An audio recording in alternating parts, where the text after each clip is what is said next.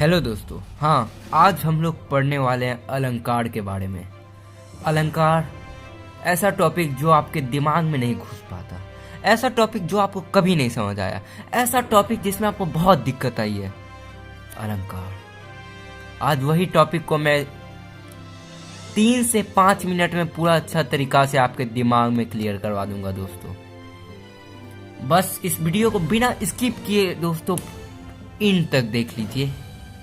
अलंकार टॉपिक अच्छे तरीके से क्लियर हो जाएगा और आपको एक अच्छा खासा नोट मिल जाएगा अगर आप स्क्रीनशॉट लेते चल रहे हैं तो। बिना टाइम वेस्ट किए चलिए शुरू करते हैं।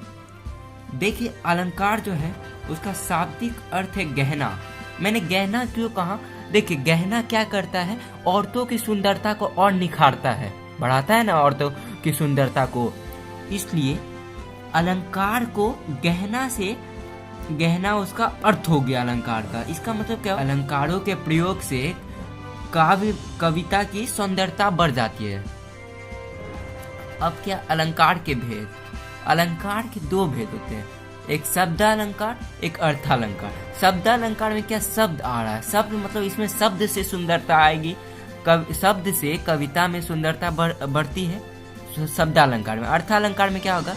शब्द के अर्थ के कारण, क्या बोला मैंने? शब्द के अर्थ के कारण कविता में सुंदरता बढ़ती है।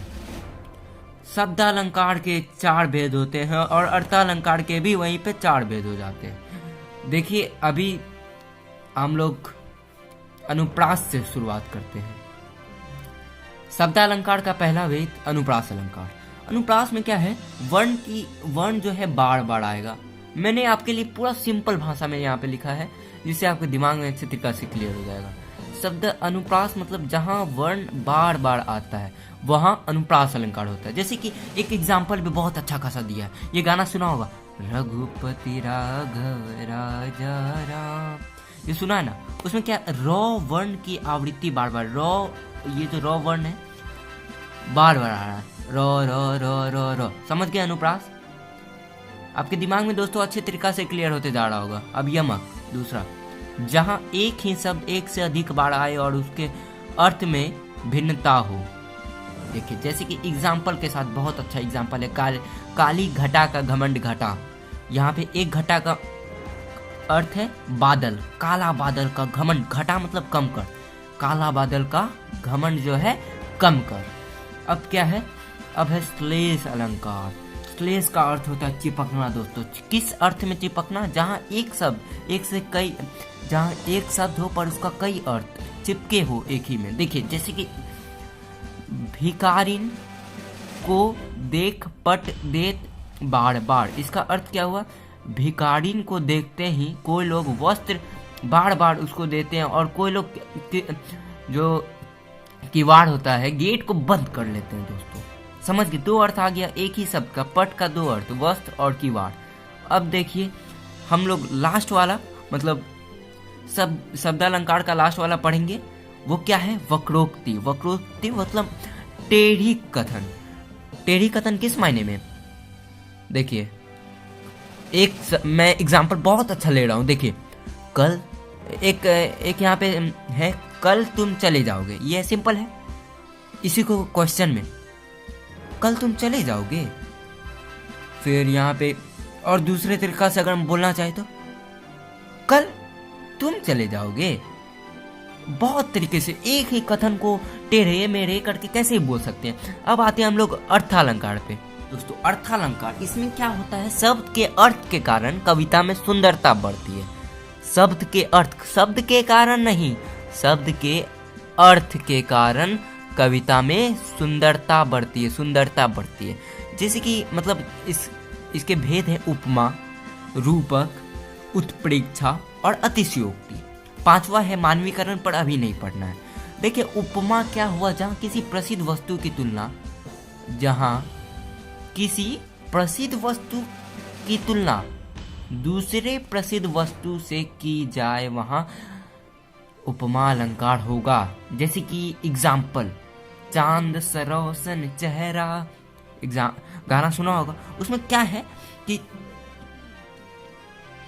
चांद से किसी के चेहरे को कंपेयर किया जा रहा है दोस्तों। अब देखिए दूसरा भेद जो कि है रूपक अलंकार, जहां उपमेय और उपमान एक हो जाए। अरे ये क्या दोस्तों, उपमेय और उपमान ये क्या है? अरे ये कौन सी बला है, मुझे नहीं समझ में आ रहा। अब देखिए उपमेय मतलब क्या होता है, उपमान मतलब क्या होता है।